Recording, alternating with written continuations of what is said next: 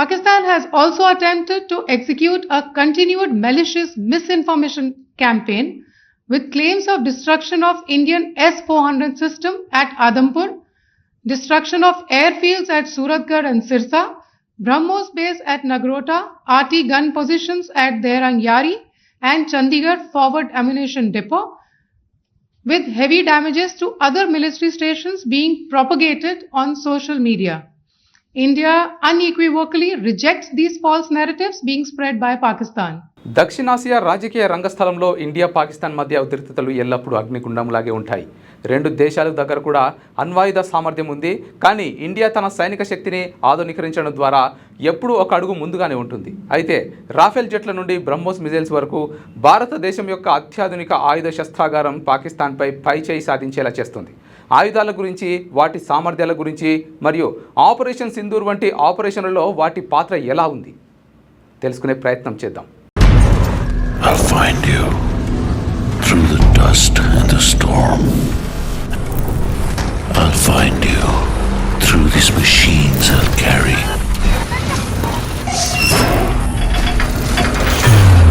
The burden of my brothers and sisters' pain. So I'll find you. You can hide in the distance between shadow and dust, but I'll strike you down when you betray our trust. So I'll find you. That's my job. That's my mission. That's my promise. I'll find you.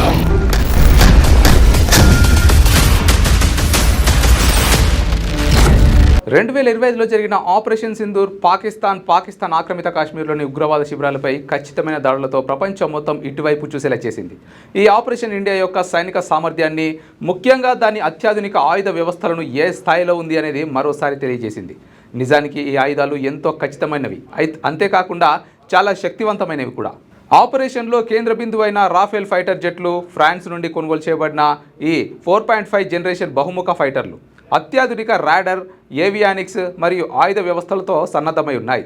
Rafale అనేది గగనతలంలో పూర్తిగా, అంతేకాకుండా గగనతలం నుండి భూమిపైకి కూడా దాడులను నిర్వహించగలదు. ఇది శత్రు గగనతలంలో ఆధిపత్యం చేయడానికి అనువైన ఆయుధం. ఆపరేషన్ సింధూర్లో రాఫెల్ జెట్లు స్కాల్ప్ క్రూయిజ్ మిజైల్స్తో సిద్ధం అవడం మనం చూసాం. అయితే ఈ స్కాల్ప్ లేదా స్టార్మ్ షాడో 500 కిలోమీటర్లకు పైగా రేంజ్ కలిగిన stealth cruise missile.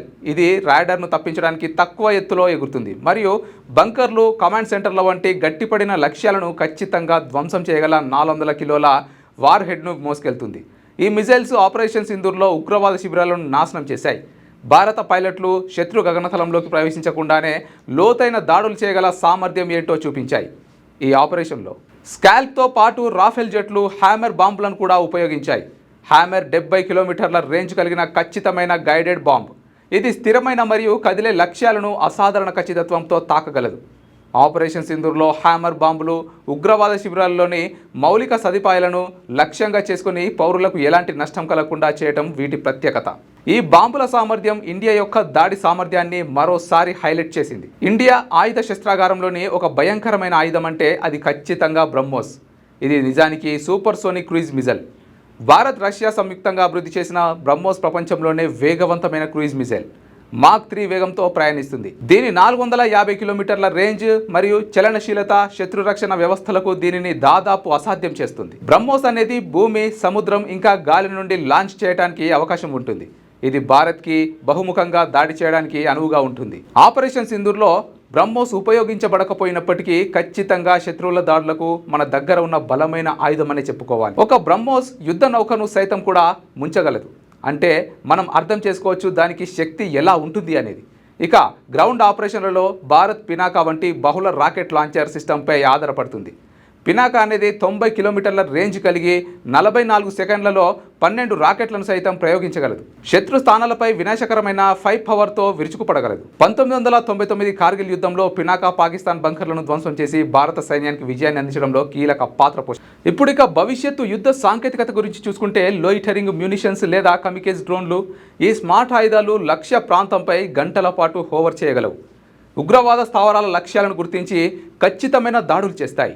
Operation సింధూర్లో నాగాస్త్ర 1 loitering munitions ఉగ్రవాద మౌలిక సదుపాయాలను లక్ష్యంగా చేసుకుని పౌర నష్టాలను నివారించాయి. ఈ డ్రోన్లు భారత్ యొక్క ఆధునిక యుద్ధ సామర్థ్యాన్ని తెలియజేస్తాయి. ఈ ఆయుధాల వినియోగం భారత్ యొక్క సాంకేతిక ఆధిపత్యాన్ని మాత్రమే కాకుండా ఉగ్రవాదానికి వ్యతిరేకంగా దాని దృఢమైన వైఖరిని కూడా చూపిస్తుంది. ఆపరేషన్ సింధూర్లో ఈ ఆయుధాలు భారతదేశం తన స్వంత దళాలకు తక్కువ రిస్క్తో శత్రు భూభాగంలో లోతైన దాడులు చేయగల సామర్థ్యాన్ని నిరూపించాయి.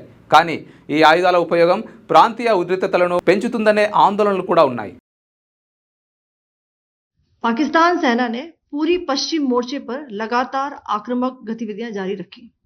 उसमें यूकैप drones, long range weapons, loitering munitions और लड़ाकू विमानों का उपयोग कर भारतीय सैन्य ढांचे को निशाना बनाया.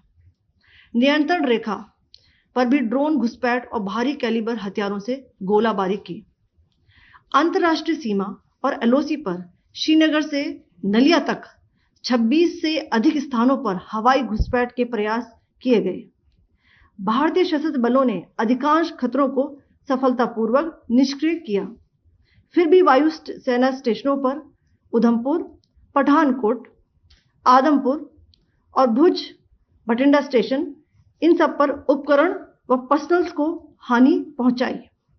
मैं ये भी बताना चाहती हूं कि पाकिस्तान ने हाई स्पीड मिसाइल सुबह 1:40 पर इस्तेमाल करके पंजाब के एयरबेस स्टेशन को दागने की कोशिश की. భారత్ ఈ ఆయుధాలను రక్షణాత్మకంగా మరియు ఉగ్రవాద వ్యతిరేక చర్యల కోసం ఉపయోగిస్తున్నప్పటికీ అవి దక్షిణాసియాలో శక్తి సమతుల్యతను మార్చాయి. Rafale, SCALP, Hammer, BrahMos, Pinaka మరియు లోయిటరింగ్ మ్యూనిషన్స్ వంటి ఆయుధాలతో భారత్ బయట నుంచి వచ్చే ఎలాంటి ప్రతిఘటనైనా ధీటుగా ఎదుర్కొనేందుకు సిద్ధంగా ఉంది. ఈ ఆయుధాలే భారతదేశం యొక్క సాంకేతిక పురోగతి మరియు జాతీయ భద్రత పట్ల ఈ దేశానికి బలమైన వెన్నుముకగా ఉన్నాయి. అయితే ఆపరేషన్ సింధూర్ మాత్రం ఒక సందేశాన్ని స్పష్టంగా ఇచ్చింది. భారతదేశం తన సరిహద్దులను రక్షించడానికి మరియు ఉగ్రవాదాన్ని అంతం చేయడానికి ఏ మేరకైనా వెళ్తుంది అని. ఇది ఇవాల్టి స్పెషల్ స్టోరీ. క్యూ న్యూస్లో పనిచేయటకు వీడియో ఎడిటింగ్ మరియు SEOలో అనుభవం గల జూనియర్ ఎడిటర్స్ కావాలను సంప్రదించవలసిన నెంబర్ 8688926084. లేటెస్ట్ న్యూస్ తెలుగు మరియు ఇంగ్లీష్ అప్డేట్స్ కోసం ఇప్పుడే క్యూ న్యూస్ అఫీషియల్ యాప్ని ప్లే స్టోర్ నుండి డౌన్లోడ్ చేసుకోండి. సరికొత్త సమాచారాల కోసం క్యూ న్యూస్ వెబ్సైట్ని ఫాలో అవ్వండి. ఛానల్లో ప్రాంతీయ, జాతీయ, అంతర్జాతీయ వార్తలు వీక్షించండి. లైక్ చేయండి.